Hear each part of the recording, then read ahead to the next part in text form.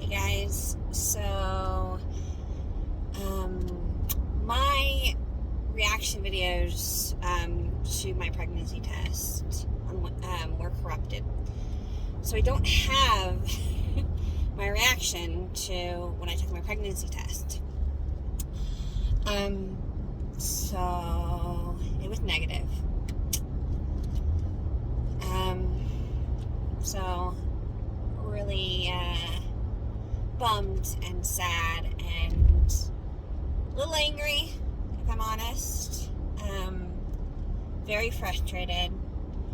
I did truly believe I was pregnant. I had been feeling the twinges. I had actually been a little nauseous the day or two before.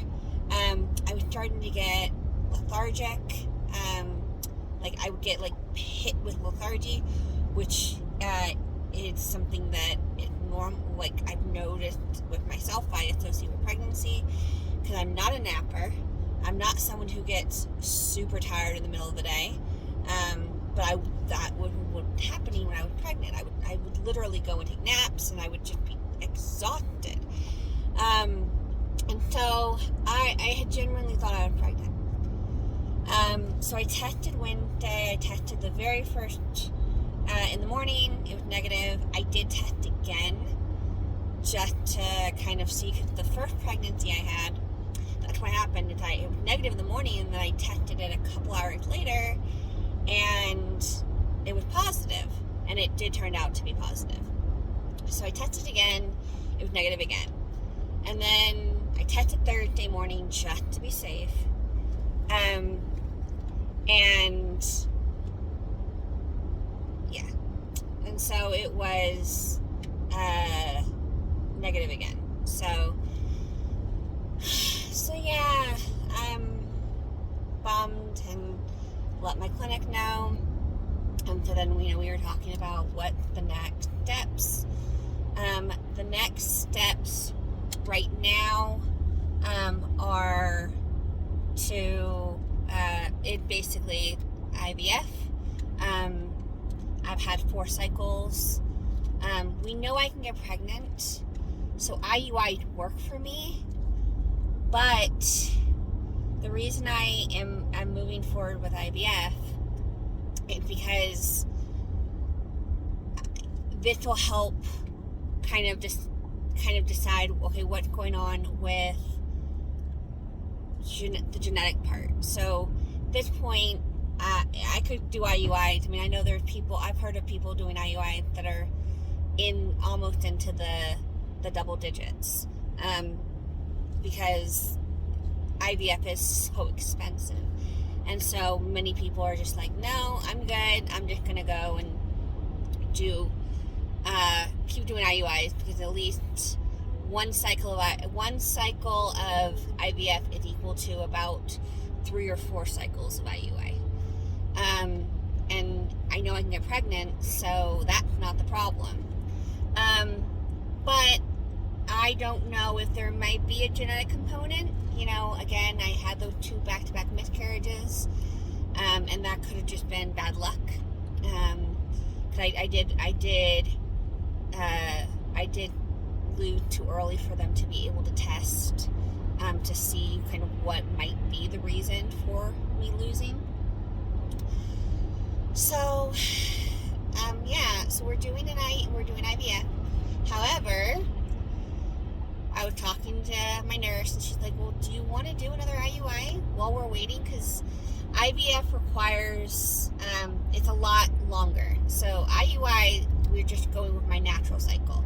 IVF, they actually have to control my cycle. So, because you have to do egg retrieval on a certain day, and then I will probably do.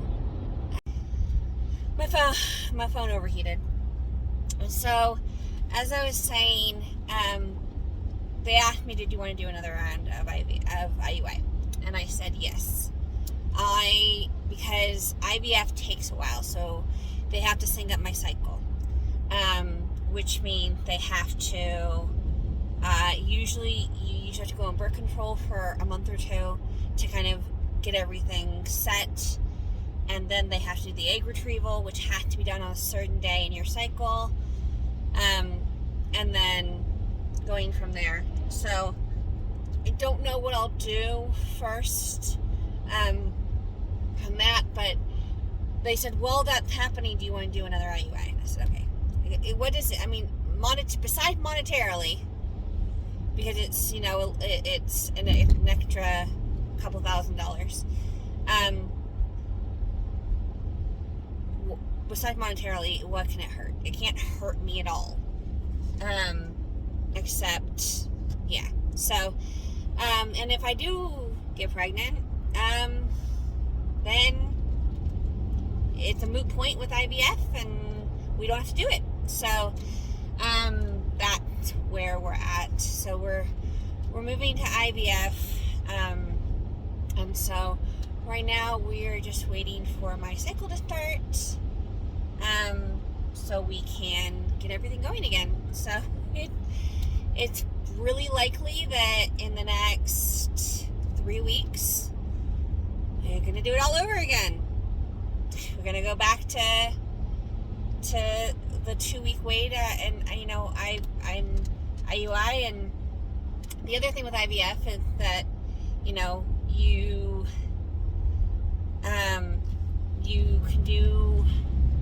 can wait.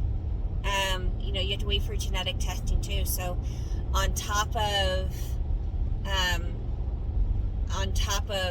the fact that you have to have a cycle, you then have to wait 2 weeks for the genetic result to come back, and then you have to wait again until the next cycle. So IVF is at minimum unless you do fresh transfer, which means that basically you essentially go in, you do the egg retrieval, they take out the follicle, they take out the eggs, they immediately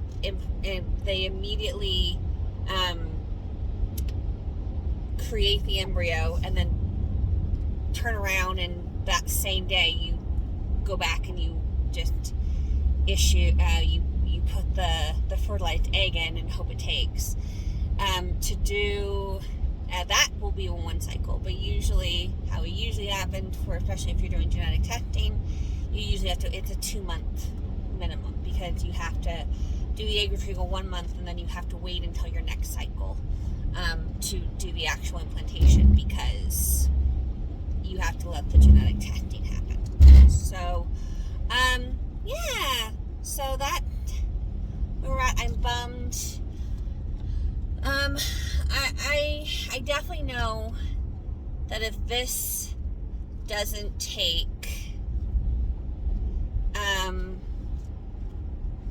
if IVF doesn't work, then I'm only doing 1 round.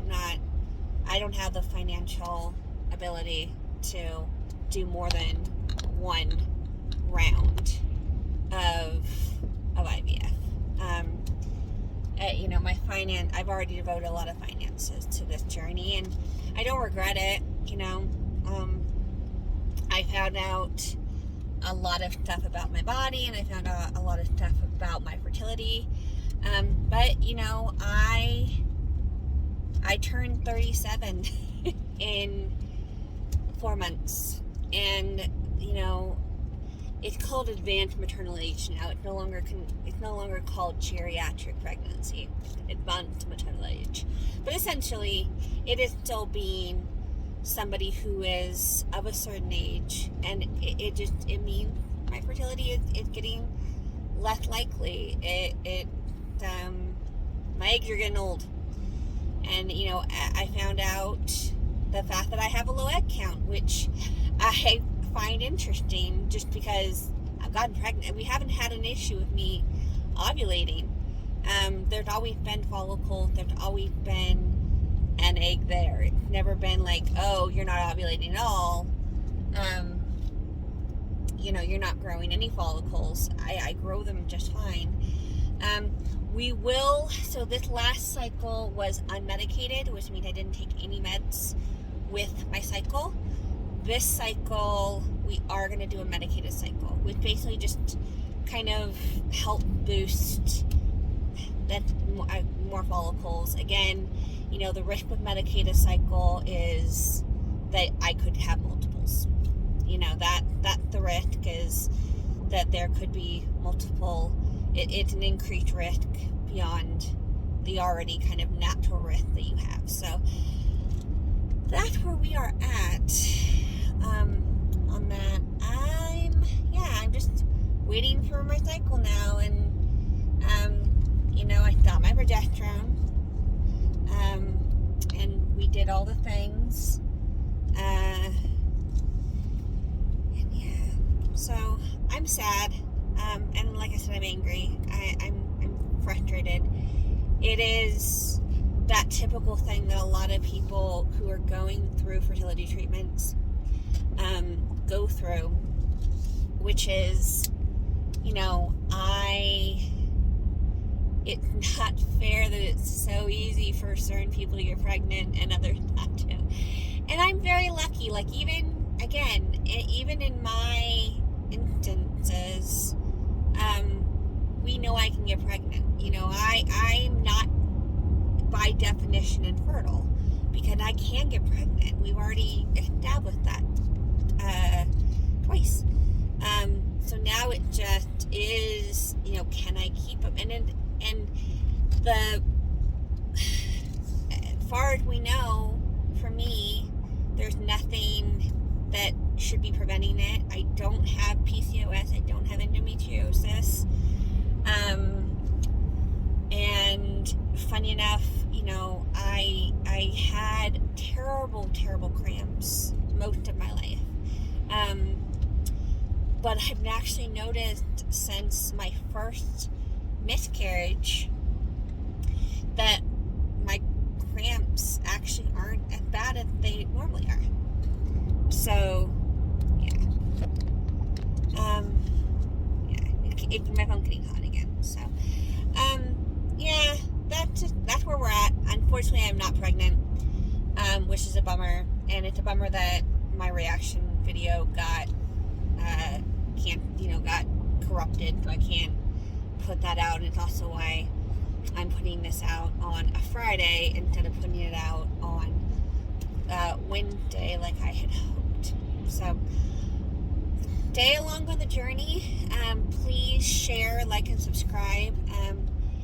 I'd like to build a community for myself and for others. And I'm not the only one out here who's single by choice, who's going through this. And so I appreciate your support, and thank you, and have a good day.